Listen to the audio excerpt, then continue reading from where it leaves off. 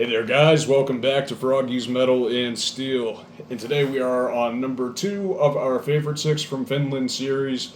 So I chose for this Goatmoon's album Varjot. Now, Goatmoon is a one-man project, a passion project, which I really love. I like it when artists, work alone. A lot of times people like to see a full band, and, a lot of times I love that too, most of the time. However, when it's a one-man project, you really get the feel of what the artist is going for, and really, it's pretty cool that one man plays all the different instruments and does the vocals and so on and so forth.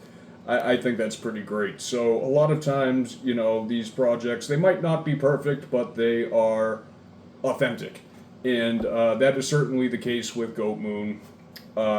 And Goatmoon has some great albums. I believe there are 7 studio albums now, but this is my favorite. This is Varjot, which is Finnish for Shadows, which is a great name for this album. It is their 3rd album, and a transition from sort of the more traditional sounding pure black metal to something with a little more folk element in it. I would not call it folk metal by any means, but maybe folk-ish black metal. Goatmoon, Black Goat, incorporated some kind of folky music to it, using the acoustic guitar, the flute, as well as I believe he used the tin whistle in this album as well. And it sounds really great. It adds something to the music and sort of signaled the transition into doing that some more throughout the discography, which he did. But this album was the first to really incorporate any of that noticeably. And I appreciate that about the album. It brings something different to the table and sort of began to define Goatmoon as we know the project now. As far as the other music goes, there's sort of a punky vibe going on in there, as well as the what you would expect, the black metal riffs. Really great riffs, really some fun music. Not in the classic sense; it's not party music, but for me, it gives me a good energetic feel. That I really appreciate, and that's what makes this album one of my favorite 6 from Finland. So Goatmoon, the Black Goat, has come under some fire for being what they call NSBM, which is National Socialist Black Metal. Essentially, he's being called a Nazi, and the reason for that is, in my view, he's not afraid to say something beyond "fuck Christianity." He'll also include Islam and Judaism, which to me is awesome. Black metal, it's raging against religion. It doesn't. People are so afraid to say anything beyond Christianity.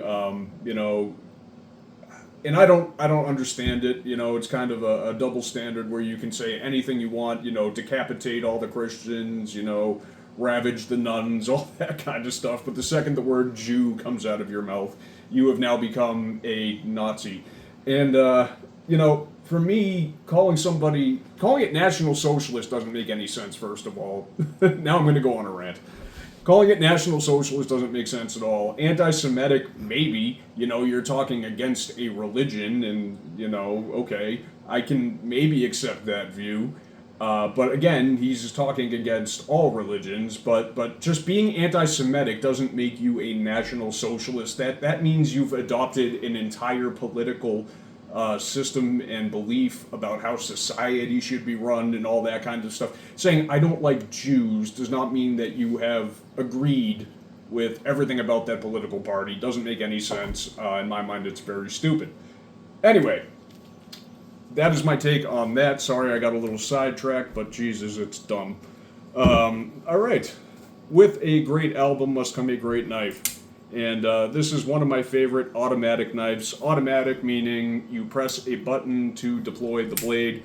And, I think for an album like Varjot, which means shadows, it's kind of cool to have a knife with a little shadow on it. A two-tone blade. In one of my favorite blade shapes, the Warncliffe. It's a menacing looking knife, and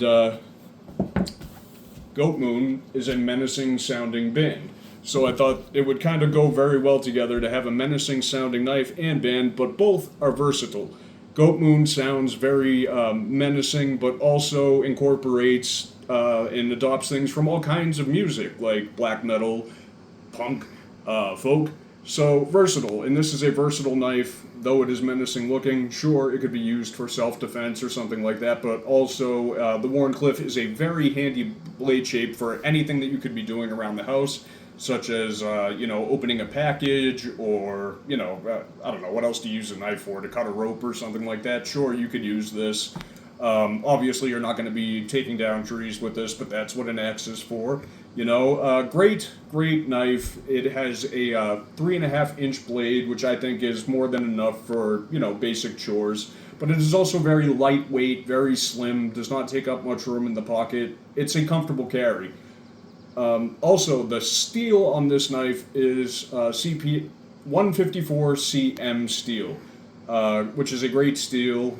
These are made in the USA, but, it's a fairly soft steel, but it is very corrosion resistant, easy to sharpen, and does hold an edge for a while.